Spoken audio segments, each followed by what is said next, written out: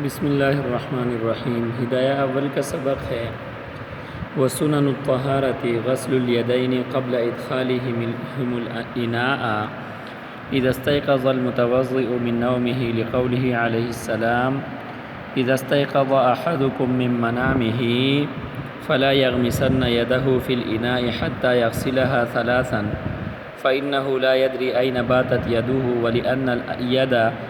آلة التطهير فتسن البداية بتنظيفها وهذا الغسل إلى الرسغ لوقوع الكفاية به في التنظيف۔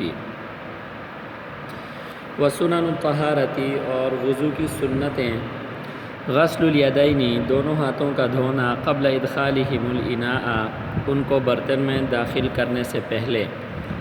اذا استيقظ المتوضئ من نومه کہ جب وضو کرنے والا نیند سے بیدار ہو جائے، لقولہ علیہ السلام نبی صلی اللہ علیہ وسلم کے اس قول کی وجہ سے، اذا استيقظ احدكم من منامه کہ نبی صلی اللہ علیہ وسلم نے فرمایا کہ جب تم میں سے کوئی آدمی نیند سے بیدار ہو جائے، فلا يغمسن يده في الاناء تو وہ اپنے ہاتھوں کو برتن میں ہرگز نہ ڈبوئے، حتی یغسلها ثلاثا جب تک کہ ان کو 3 مرتبہ دھو نہ لے، فإنه لا يدري اس لیے کہ اس کو معلوم نہیں ہے، أين باتت يده کہ اس کے ہاتھوں نے رات کہاں گزاری، وَلِأَنَّ الْيَدَ آلَةُ التَّطْهِيرِ اور اس وجہ سے بھی کہ ہاتھ یہ آلہ تطہیر ہے، طہارت حاصل کرنے کا آلہ ہے، فَتُسَنُّ الْبِدَايَةُ بِتَنْظِيفِهَا پس اس کو پاک کرنے سے ابتدا کرنے کو سنت قرار دیا گیا، وَهَذَا الْغَسْلُ إِلَى الرُّسْغِ اور یہ دھونا کلائی تک ہے، لِوُقُوعِ الْكِفَايَةِ بِهِ کفایت کے اس کے ساتھ واقع ہونے کی وجہ سے، فی التنظیف پاکی میں، طہارت میں۔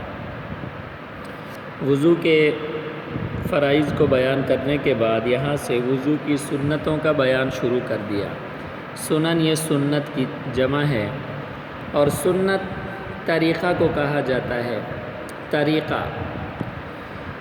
نبی صلی اللہ علیہ وسلم کی سنت کو بھی سنت اس لیے کہا جاتا ہے کہ یہ رسول اللہ صلی اللہ علیہ وسلم کا طریقہ ہے۔ اور اصطلاحی طور پر سنت کا اطلاق ہر فن والوں نے اپنے فن کے مطابق کیا ہے۔ اصول حدیث والوں نے سنت کی الگ الگ تعریف بیان کی ہے، علم حدیث میں اس کی تعریف الگ ہے، فقہ اور اصول فقہ میں اس کی تعریفیں الگ الگ ہیں۔ بہرحال فقہی اعتبار سے سنت اس عمل کو کہا جاتا ہے جو نہ فرض ہو اور نہ واجب ہو، نہ فرض ہو اور نہ واجب ہو، فرض اور واجب سے کم درجے میں ہو، اور اس کا ادا کرنے والا مستحق ثواب ہو، اور اس کا ترک کرنے والا مستحق عقاب نہیں ہوگا، صرف ملامت کا مستحق ہوگا، یعنی اس کو اس پر سزا نہیں دی جائے گی ترک سنت پر، بلکہ اس کو ملامت کی جائے گی۔ تو بہرحال یہ سنت کی جو ہے وہ تعریف ہے۔ علامہ ابن حمام رحمہ اللہ نے فرمایا ہے کہ سنت وہ ہے کہ جس پر نبی صلی اللہ علیہ وسلم نے مواظبت فرمائی ہو لیکن کبھی کبھار اس کو ترک کیا ہو۔ مواظبت فرمائی ہے، ہمیشگی اختیار فرمایا ہے، لیکن بیان جواز کے لیے کبھی کبھار نبی صلی اللہ علیہ وسلم نے اس کو ترک بھی فرمایا ہے کہ کسی مجبوری میں اس کو ترک کرنا بھی جائز ہے۔ تو بہرحال یہ تھی سنت کی بحث۔ اب آگے دیکھیں ذرا، وضو کی جو سنتیں ہیں ان کا بیان ہے، اور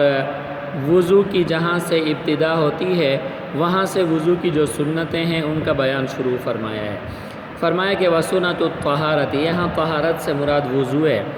غسل الیدین قبل ادخالہما الاناء کہ ہاتھوں کو برتن میں ڈالنے سے پہلے ان کا دھونا ہے۔ آگے فرمایا کہ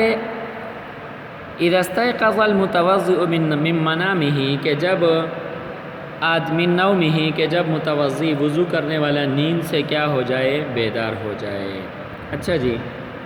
اب یہاں پر ہاتھوں کے دھونے کی دو صورتیں ہوں گی۔ پہلی صورت یہ ہے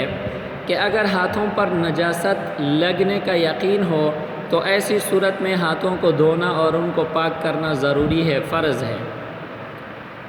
اور اگر ہاتھوں پہ نجاست لگنے کا یقین نہیں ہے،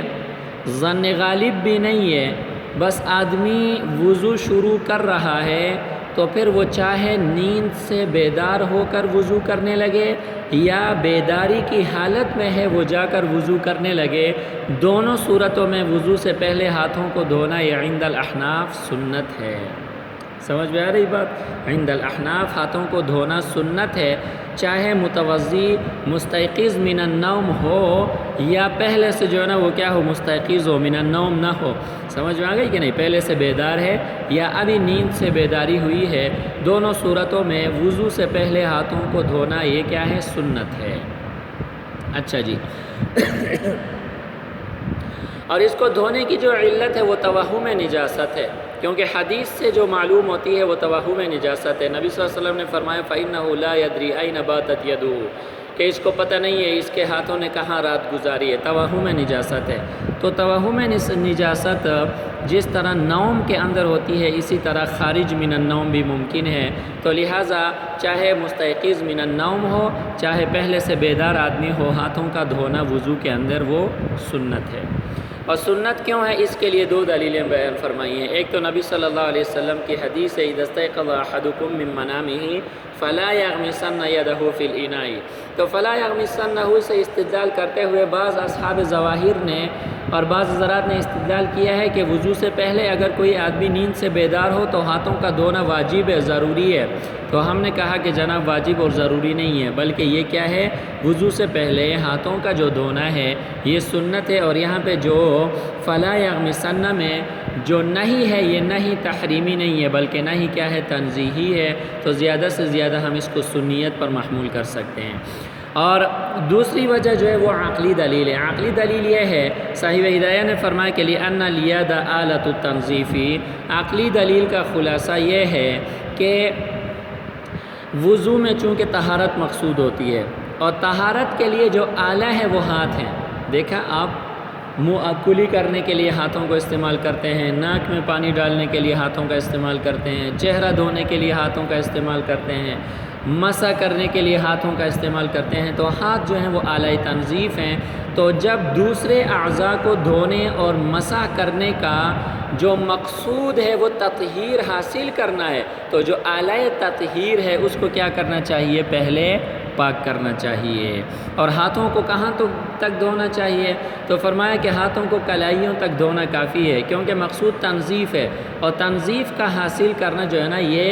وہ کلائیوں تک، گٹوں تک اس کو دھونے سے پاکی حاصل ہو سکتی ہے ہاتھوں کو، تو لہٰذا اس کے دھونے کی ہاتھوں کی جو حد ہے وہ رسغین تک ہے۔ اور